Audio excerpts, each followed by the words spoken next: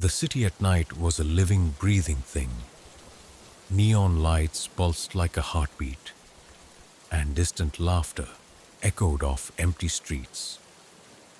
For Sam, a veteran rideshare driver, it was another night of navigating the labyrinth of streets, picking up strangers and ferrying them to their destinations. The monotony was comforting, the hum of his car a lullaby to his nerves, but tonight would be different. Tonight, Sam's routine would unravel into a nightmare he couldn't escape. It started innocuously enough. His rideshare app chimed, a new passenger request blinking on the screen. The pickup point was a quiet corner on the edge of the city, where warehouses loomed like sleeping giants and streetlights flickered ominously. The name on the app was Avery, and the profile picture was an abstract swirl of colors, offering no clues about who Sam was about to meet. Sam glanced at the clock on his dashboard. 2:13 a.m. Late pickups were common, often drunken revelers or shift workers trying to get home.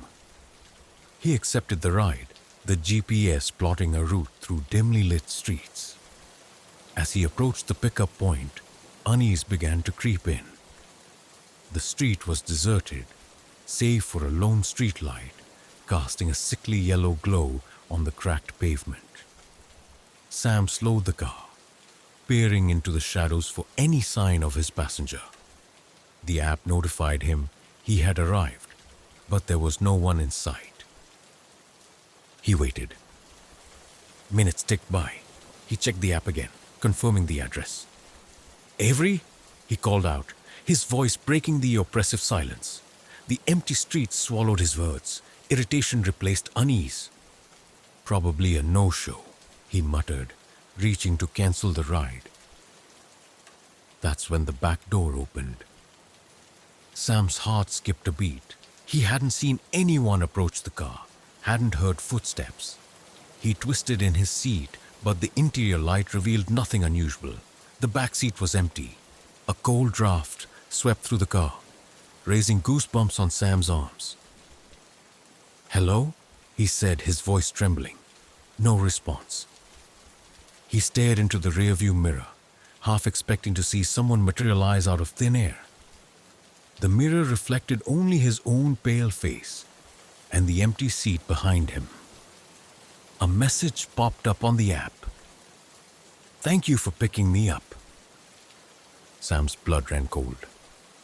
His fingers hovered over the phone, unsure what to do. He glanced at the rearview mirror again, his unease deepening. "Avery, is that you?"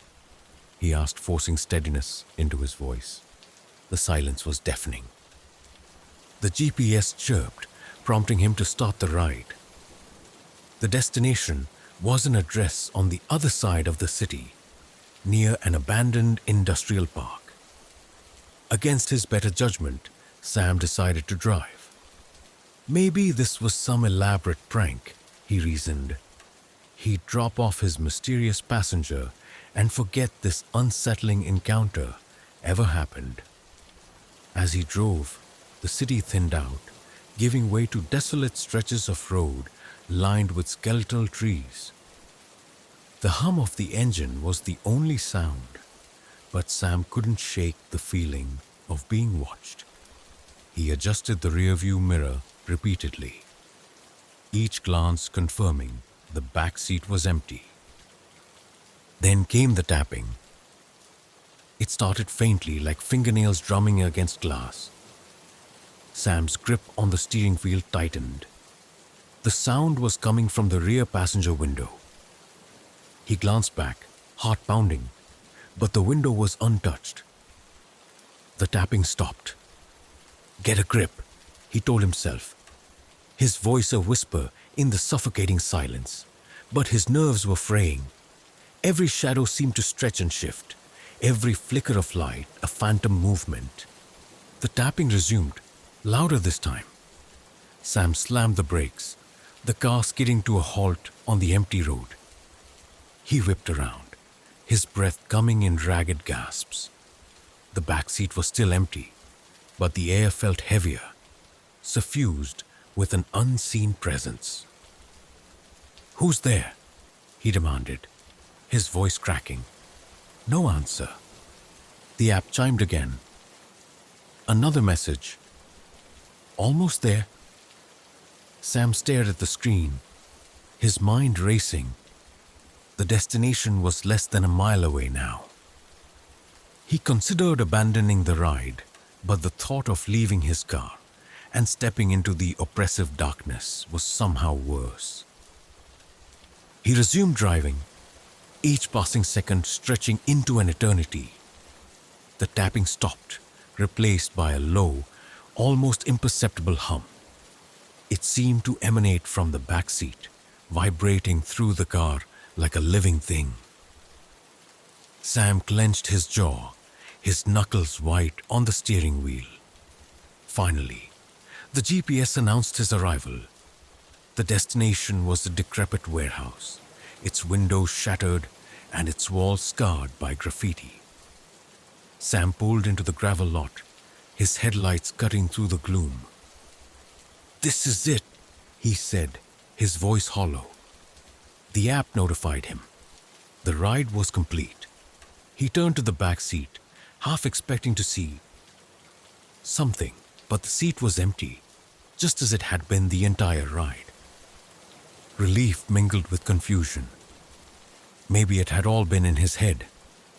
He reached for his phone to mark the ride as finished when the back door slammed shut. Sam froze. Slowly, he turned, his breath hitching. The gravel outside was undisturbed, the lot empty. Yet the door had moved, the sound unmistakable.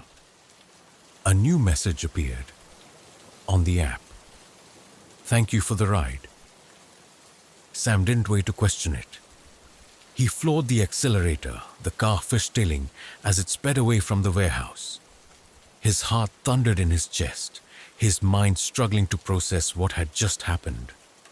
Back in the city, the familiar glow of streetlights and the hum of life brought a semblance of normalcy.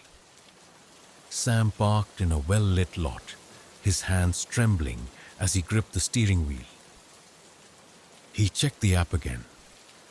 The ride history was gone, erased as if it had never existed. In the days that followed, Sam tried to convince himself it had been a hallucination, a trick of an overworked mind.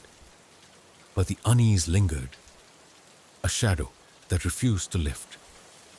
And every now and then, when he drove late at night, he'd hear faint tapping on the windows. A chilling reminder that some passengers leave behind more than just a fare.